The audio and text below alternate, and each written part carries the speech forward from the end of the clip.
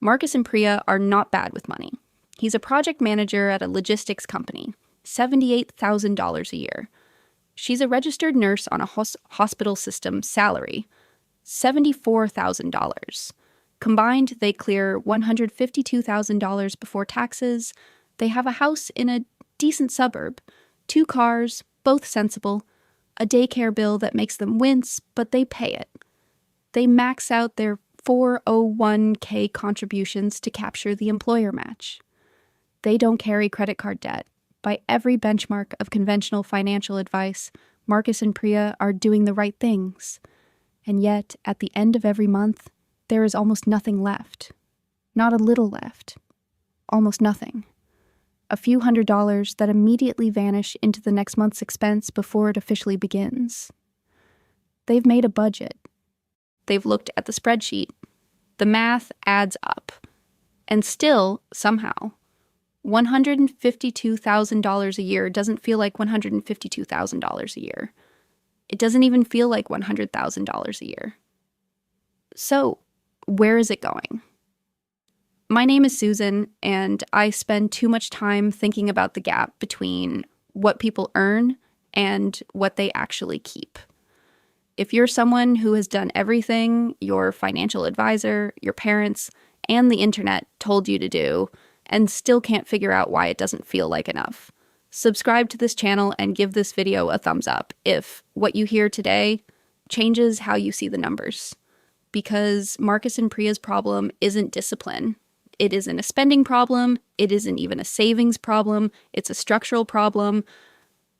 And by the end of this video, you're going to be able to name exactly where the money goes and why the system was never designed to tell you. Here's the metaphor I want you to hold in your mind. Think about a bathtub filling up. 2 faucets running, both incomes pouring in. But there are also drains. Not 1, 4. And they were all there before the second faucet ever turned on. The tub was already draining faster than 1 faucet could fill it, so you added the second faucet. And it helped, but you never looked at the drains. That's the $150,000 household. 2 faucets, 4 drains, and the water level never seems to rise. Let's go through the drains one at a time. The first drain is the one nobody runs the real math on before they take the second job, accept the second income, or decide that 2 salaries are the answer. It's taxes. Not taxes in the generic sense. You know you pay taxes. The specific structural problem here is which taxes hit the second income and how. In the United States, the federal income tax system is marginal. That word matters. It means each dollar you earn in a new bracket gets taxed at the rate for that bracket, not the rate for your whole income. Most people understand this. What most people don't calculate is what it means when a second income enters the picture. If Marcus earns $78,000, his effective federal rate is roughly 16% after standard deductions.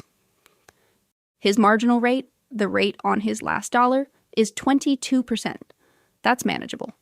Now Priya adds $74,000 on top of that. Her income doesn't get its own fresh start at 0. It stacks. Her first dollar is taxed as if it's Marcus's next dollar, which means her entire salary is taxed at 22%, with a meaningful chunk hitting the 24% bracket. Add state income tax, average around 5% for a household at this level, depending on where they live. Add Social Security and Medicare, which together take another 7.65% off the top of every earned dollar. By the time Priya's $74,000 hits their bank account, they're not seeing $74,000. They're seeing somewhere between $48,000 and $52,000, depending on their state. They think they earn $152,000. They take home closer to $110,000. That's not a complaint about the tax code, that's just the number, and most households at this income level have never actually written it down. But here's where it gets more interesting. Because the taxes are just the first drain. The second one is quieter, and in a lot of ways, more expensive. There is a cost to working 2 jobs that nobody puts in the budget line. It doesn't appear on your pay stub. It isn't a bill that arrives in the mail. But it is absolutely real, and for dual-income households, it is substantial. Economists call it the two-income premium. I call it the cost of both people leaving the house every morning. Start with childcare. For families with one child under 5, full-time daycare in a mid-sized American city costs between $1,400 and $2,200 per month. That's $16,800 to $26,400 per year, paid with after-tax dollars. It doesn't come off the top. You earn the money, pay income tax on it, and then pay for daycare with what remains. For a household in a combined 28 to 30% effective tax bracket, you need to earn roughly $23,000 to $35,000 in gross income to pay a $20,000 daycare bill. The government does offer a child and dependent care tax credit, up to $600 for one child at this income level after phase-outs. That's not nothing. It's also not enough to move the number meaningfully. Add commuting. 2 cars, 2 gas bills, 2 sets of maintenance, 2 potential parking expenses. The IRS estimates the average American spends $8,000 to $12,000 per year operating a vehicle. 2 vehicles at that level, $16,000 to $24,000. Add convenience spending, the cost that expands invisibly when both people are working full-time and neither one has bandwidth left. The meal delivery orders that happen on Tuesday because nobody has time to cook. The dry cleaning, the house cleaner you hired because something had to give. The premium grocery delivery markup. A 2023 Empower survey found that dual-income households spend an average of $3,400 per year more on convenience services than single-income households at the same income level. That figure should seem low to most people reading it. It probably is. Conservative estimate, the two-income premium for a household with one child costs between $35,000 and $50,000 per year in after-tax dollars. Priya's take-home was already $48,000 to $52,000 after taxes. Run the two-income premium against that, and on the worst end, you are left with almost nothing net attributable to the second income. The second faucet is running. The drain it opened might be bigger. And that's before we even talk about the third drain. This is the one that locks people in. Here's a quick thought experiment, and I want you to sit with this one. Imagine a couple with one income of $78,000 decides to add a second earner. Great. Before that second income ever shows up, a few things happen. They buy a bigger house, because now they qualify for a bigger mortgage. They buy a second car, because now they need it.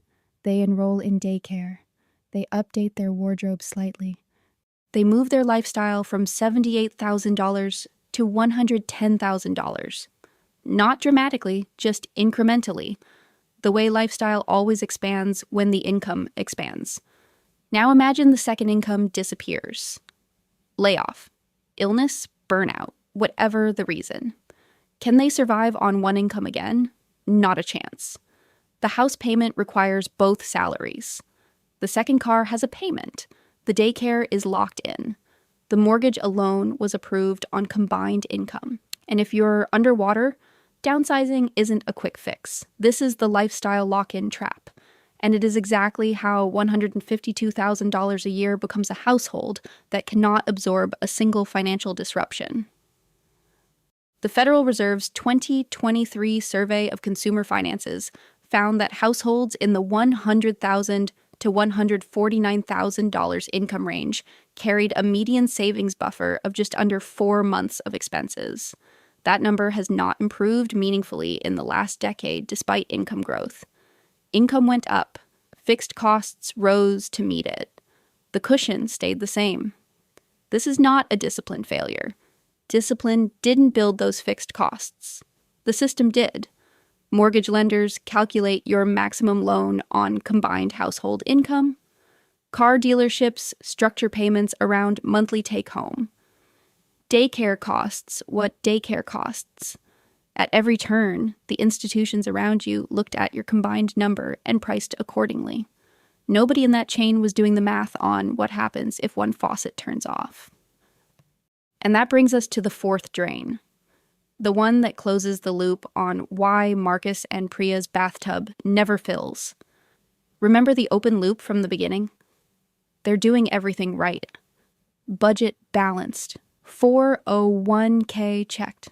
No card debt, and yet almost nothing left. Here is the answer. None of those three drains, taxes, the 2-income premium, and lifestyle lock-in, is building wealth. They are all consumption. Taxes are gone. Childcare is gone. The convenience spending is gone. The fixed costs that rose to meet the income are servicing a lifestyle, not a future. And the money that is going into the 401k at 3% each, with a 3% employer match. They're contributing roughly $4,560 per year per person, $9,120 total. That sounds reasonable. Against $152,000 in gross income, it is 6%. The general rule for retirement security, not luxury security, is 15% of gross income saved. That would be $22,800 per year. They're at $9,120. They're less than halfway there. This isn't because they don't care. It's because the 4 drains consumed the margin that should have been savings. The compounding effect of this is the part that should actually worry you. Compound interest works on the money that gets invested, not the money you almost invested. Every year, that $13,000 gap between what they're saving and what they should be saving exists. The future wealth gap widens, not linearly, exponentially. A Vanguard analysis of retirement projections found that a household starting at 6% contribution in their early 30s and increasing to 15% by age 40 ends up with approximately 40% less at retirement than a household that held 15% consistently. 40% on the same income. Because the when matters as much as the how much. That's not a personal finance failure. That's a structural trap. And you can't escape a trap you can't see. So let's close the loop on Marcus and Priya. They don't have a money problem. They have a drain problem. 4 of them. Taxes eating 28 cents of every dollar before it lands. A 2-income premium quietly costing them $40,000 a year to maintain the logistics of both people working. Fixed costs that locked into their combined income and now require both salaries to sustain, and a savings rate less than half of what their retirement actually needs. The conventional advice told them to max the match. Avoid debt. Buy the house. They did all of it. Nobody told them to calculate the net value of the second income before they built their life around it. Nobody told them to stress test the fixed costs against one salary before signing the mortgage. Nobody told them that their marginal tax rate would eat Priya's raises faster than their effective rate suggested.